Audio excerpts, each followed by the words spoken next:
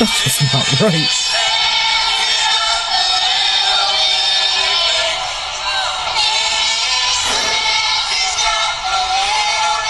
Wow. And look at John Cena, just so concerned. Just wow. Oh my god, when I saw this online, I mean, whew, I was like, I really felt everything that was in there. I really felt how John Cena's feeling.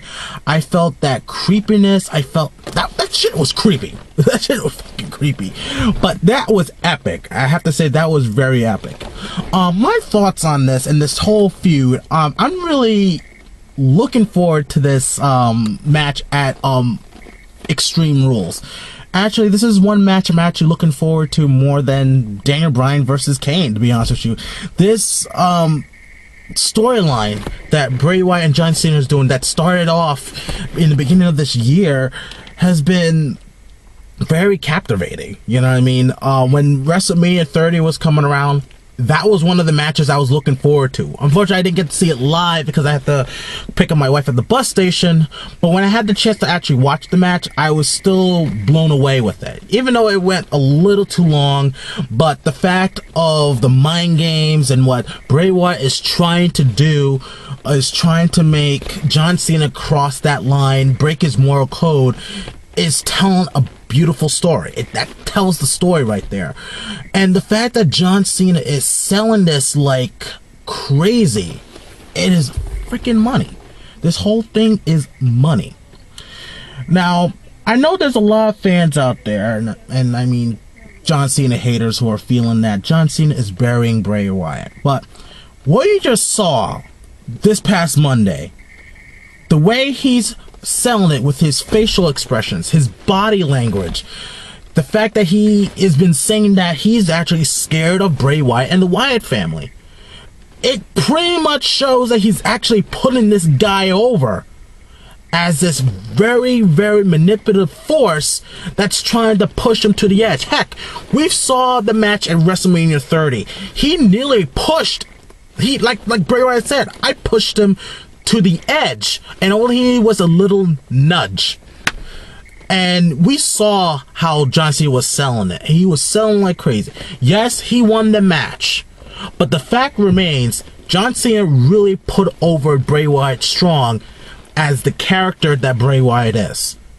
And whether he wins or loses, John Cena still felt like he was defeated because he almost got pushed to the edge.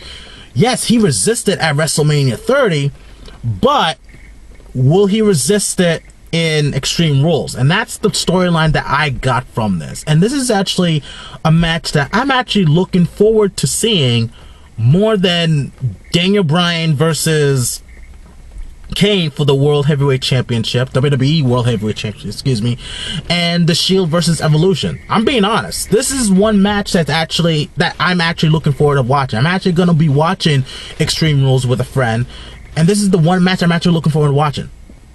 Out of everything that's on there, this is the match. You know what I mean?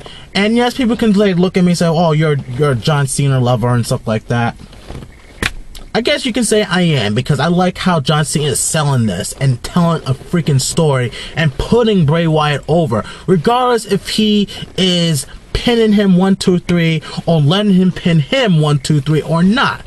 The fact remains, John Cena is putting Bray Wyatt freaking over, whereas Bray Wyatt himself is also putting John Cena over. They're putting each other over like crazy.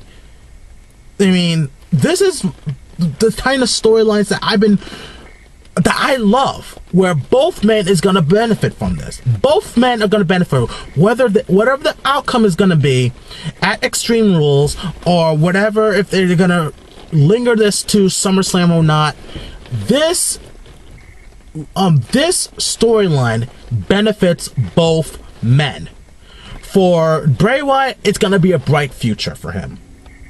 You know, whether he wins or loses against John Cena, because character-wise, if he was actually able to get John Cena to the point of him crossing the line, breaking his mortal code, What's to say he's gonna do to people like who are more strong-willed than John Cena, like maybe The Undertaker if he ever comes back after WrestleMania and stuff like that. So I'm actually, like I said, I'm looking forward to this. And what I saw on Monday, oh my God, I felt every moment of it.